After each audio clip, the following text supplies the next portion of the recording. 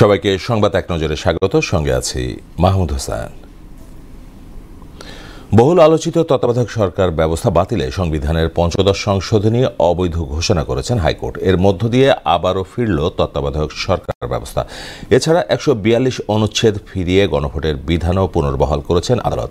Attorney general জানান, supreme কোর্টের অনুমতি নিয়ে বর্তমান অন্তর্বর্তী সরকারকে তত্ত্বাবধায়ক সরকার হিসেবে নামকরণ করা হবে।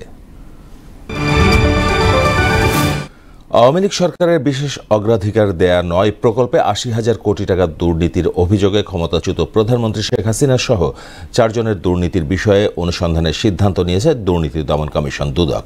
অনুসন্ধান হবে শেখ হাসিনার ছেলে সজীব ওয়াজেদ জয়, ছোট বোন শেখ রেহানা ও তার মেয়ে টিউলিপ সিদ্দিকের বিরুদ্ধে। বিডিআর হত্যাকাণ্ড পুনঃতদন্তে ৫ কার্য দিবসের মধ্যে কমিশন গঠন করা হবে বলে জানিয়েছেন স্বরাষ্ট্র উপদেষ্টা জাহাঙ্গীর আলম চৌধুরী। সচিবালয়ে এক ব্রিফিংয়ে তিনি বলেন, হত্যাকাণ্ডের ন্যায় বিচার চায় অন্তর্বর্তী সরকার। এদিকে পিলখানা হত্যাকাণ্ড পুনঃতদন্তে গ্রহণযোগ্য কমিশন গঠন করতে না পারলে কঠোর কর্মসূচির ঘোষণা দিয়েছে বৈষম্য বিরোধী ছাত্র আন্দোলন। কিছু লোক নিয়ে টেবিলে বসে রাষ্ট্র সংস্কার সম্ভব নয় বলে মন্তব্য করেছেন বিএনপির স্থায়ী কমিটির সদস্য আমির খসরু মাহমুদ চৌধুরী। আর স্থায়ী কমিটির আরেক সদস্য ডাক্তার AZM জাহিদ হোসেন বলেন, দেশের যা কিছু অর্জন তার সবই এসেছে বিএনপির হাত ধরে। রাজধানীতে এক অনুষ্ঠানে এসব কথা বলেন তারা।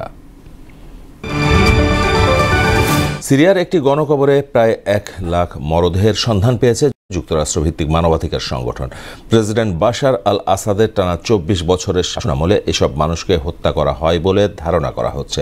এদিকে ইউক্রেনের বোমা হামলায় রাশিয়ার পারমাণবিক সুরক্ষা বাহিনীর প্রধান নিহত হয়েছেন।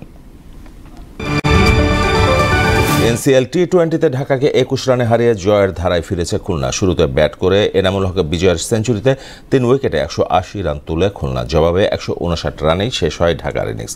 টানা চতুর্থ হারে পয়েন্ট টেবিলে তলানিতে আছে ঢাকা। অন্য ম্যাচে বরিশালের বিপক্ষে ৭ উইকেটে জয় পেয়েছে রংপুর।